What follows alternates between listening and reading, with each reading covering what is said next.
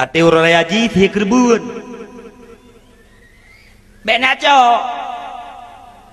benaco thi kerbun ke sabu harum an beten tayang wadung kule iji pengnyan peng iku blo sabu ijo ko gop peng gop ijo keji nyan peng gop ye ijo keji na leu hana saban lagi kita ada blo the nasi jual beli hana sah tetapi halia pakai lagi contoh mesti anak mien nyota yu yak bloi jakrung dikerek kena kude anak mien bukan ahli akad tidak boleh melakukan jual beli tetapi leureng poki de jakrung yang kagidin tu pakai ling tayo peng kita yo kata idin pakai leganya jual beli hana sah tetapi untuk pakai sah nah yang jual beli han sah tetap pakai han sah tapi blow the ko han sah ta cok peng yu mate ya wanyan ridai ico ase kita yo ridai bi peng kita yo sah baju peng yu mate nya han sah peng tabu sabu nyang ke lagi blow yu mate benaco paham langong gede na kai sia kerbun dua boy ye cok ke mak ndo benaco eron hari mi gedanyo ya gaga bi bayu ye kopi ta duk kedai kopi bek ta terima bayu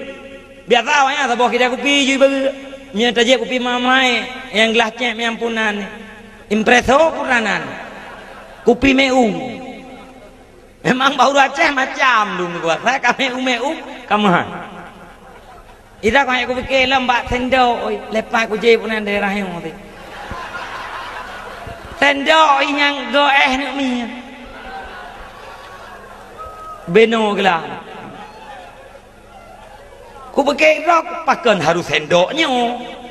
sendok biasa aja kopi-kopinya sendok biasa aja yum-yumnya kan je tapi ber yang goeh krem nak mi ajib mana yana urung pegalang betul memang bapak-bapak tu je yang kata je kopinya badan-badan tu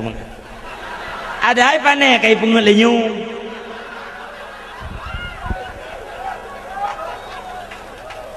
bagi tanyo ino ya Aceh orangnya yang nak lagut engku yang ke kedai kopi syarat kedai kopinya paling kurang heboh muka nya toko hana pun nak buka trip hat tong hana lagu-lagu